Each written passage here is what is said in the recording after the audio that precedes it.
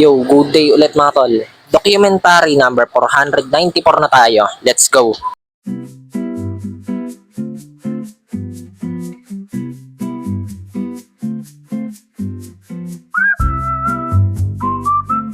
Yan mga tol, kain na tayo.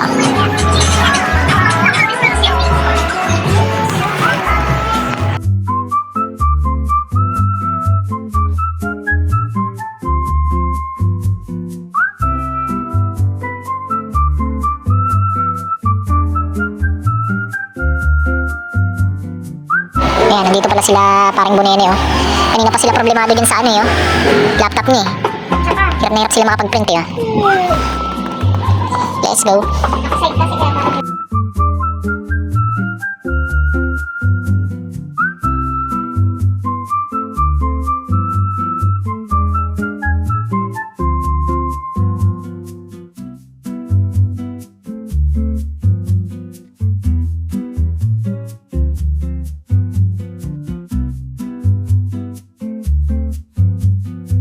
Ayan mga tol, inabot na sila dito ng 12:30.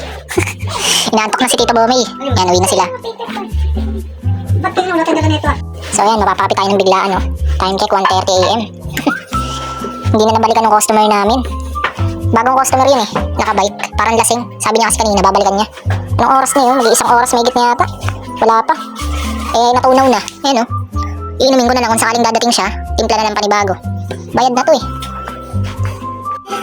Yan mga tol, kain na tayo.